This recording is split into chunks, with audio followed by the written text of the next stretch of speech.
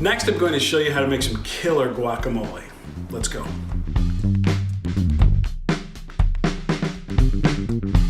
So first I want to start by doing the tomatoes, because what I like to do is actually add just a little bit of salt to them.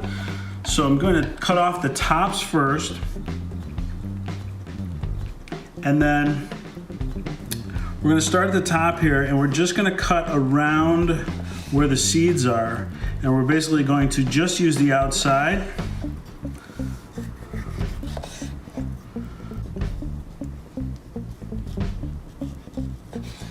And this gets discarded. So starting with the tops, I'm just gonna slice those little pieces off and save them and dice them small. Again, these larger pieces, I just want to discard any of those seeds. So we're just gonna cut these into small strips, and then just a small dice. So I'm using about two medium-sized Roma tomatoes for 4 medium-sized avocado. Next, I'm going to add all the tomato to a little sieve here, a little strainer. Then I'm going to add maybe a 1/4 teaspoon of kosher salt, and then just give that a stir. So what that's going to do is start to release some of the water that's in the tomatoes, which is the enemy of a great color. It tends to oxidize inside of the guacamole over time. So this will allow the guacamole to sit a little bit longer without changing color. So we're just going to let that sit there and strain and drain while we make the rest of our guacamole. Next, we're going to start with the avocados. So we've washed the avocados, we've taken the little top off, and then using a knife, we're going to cut into the top of the avocado till we hit that seed, and then go all the way around until we meet the other side. We're going to do that with all the avocados. I prefer to use these black Hass avocados. The oil content is great, and when they're really ripe, they just make the best guacamole. Next, we're going to twist them open. You can see we've got a really nice ripe one here. It just gives a little give, but it's not mushy, okay? The reason I like to use a knife like this is I like to cut the avocado, just kind of dice it inside. So it's not super sharp, I don't have to worry about it going through. And this kind of helps the process. So then I like to use another knife, a little bit sharper of a knife, just to twist the pit out of the avocado. And it's really up to you if you want to use one of these inside. I typically leave 1 or 2 in. Again, it's an old wives' tale. I think it's a little bit myth, but if you leave 1 or 2 in, it tends to leave the guacamole a little bit more green. I trust the people that created guacamole, so I tend to leave them in. So I'm going to go through all 4 of these avocados and then scoop them out. So to this, I'm going to add some of the fresh squeezed lime juice and some salt, which is the start of the base of the guacamole. And the key to great guacamole, outside of just fantastic ripe avocados, is using enough salt. So now I'm going to just start to scoop these out.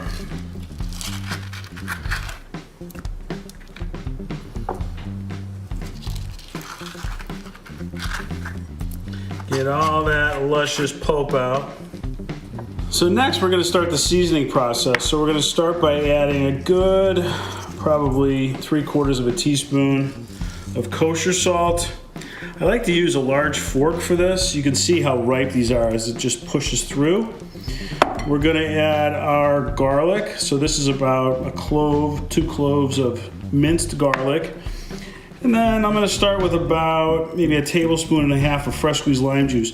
So with guacamole, I don't have a recipe. It's really just knowing what ingredients to use and then Depending on how many avocados you're using, that really determines, you know, what are the quantities of ingredients that you're going to use. But basically, you know, I've got about, again, 4 medium-sized avocados.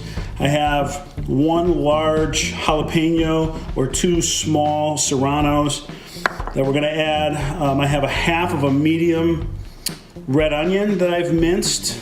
You know, sometimes if I'm going to make this earlier in the day for later, I'll rinse this, and that takes some of the bite out of the onion. But it also does, unless you get it really, really dry, it does add a little bit of water. So for this one, I'm going to eat this pretty soon, so I'm going to add that without rinsing it. So what I'm going to do here is really just kind of mash. I don't want to make this a puree, okay? I want a little bit of chunkiness to it. And just by moving it around, I'm kind of beating and mashing. So we're going to get most of the ingredients in here, and then we'll taste. You know, we may need to add a little bit more salt, but we'll kind of see where this goes here. So, and it's really up to you, you know. Again, I'm a cilantro lover. I love a lot of cilantro. I like a little bit of red onion. I don't like a ton of red onion. So we're just going to kind of, what I like to do is kind of spread this out, and just, now let's look at what we need to add. So I think all this is going to go in. So again, this is 1 large jalapeno that I have diced very finely. Let's start with maybe adding about, yeah, this looks good. So again, this was about a half of a medium red onion. And now is really just folding time. I'm gonna switch this to a spoon. Actually, I think I'll use my spatula here. This is looking really good. Okay, so now I'm gonna take some cilantro leaves. Maybe take about 1/3 of a bunch. I'm gonna go through here and just kind of rough chop some leaves. So I've picked about maybe a cup of fluffy cilantro leaves, and now I'm just gonna kind of push them all together and just kind of rough chop this. Turn it. With herbs, you want to make sure they're dry when you cut them, and also you don't want to chop them too much or they'll turn black on you. So this looks like a nice amount of cilantro here.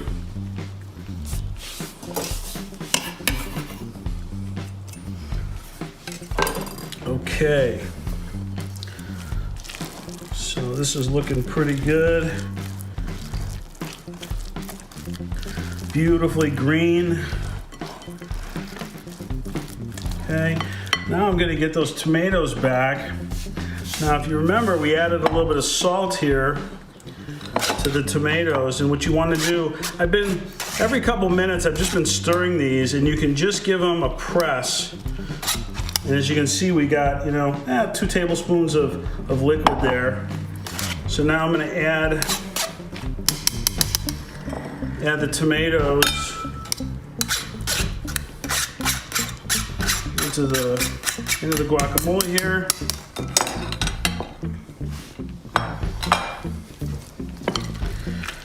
So if I taste it too many times along the way, I'll probably end up with about a cup less guacamole. So I think that's why I like to taste it a little bit toward the end here. And my thought is we'll probably need just a little bit more salt and maybe a little bit more lime juice, but we will see. So let's see here. Yep.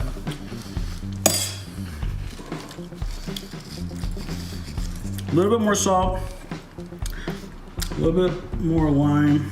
I always use fresh squeezed juices, no matter what I'm making, whether it's a cocktail, any dip sauces, guacamole.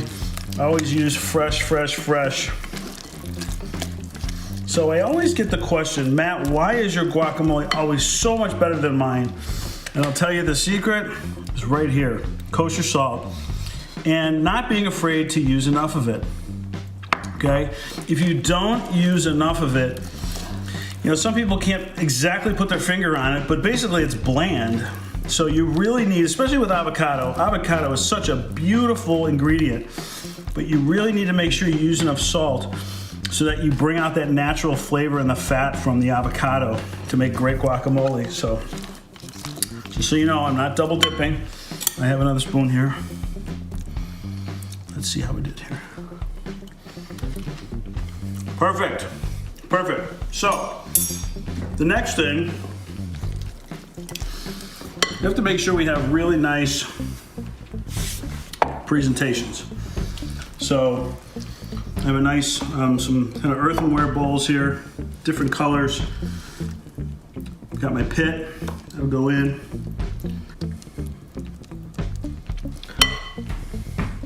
So here's where I love to have fun with some garnishes. So you can use pepitas, some toasted pepitas. You can use pomegranate seeds. I like to use some radishes. Radishes are fun, they're beautiful. Sesame seeds. But this is a really nice way to kind of garnish it up here. Now we're ready for the start of a great Cinco de Mayo party. We made some great fresh salsa, some killer guacamole. Get yourself some chips, and always remember, make sure you use enough kosher salt. Have a great one, everybody.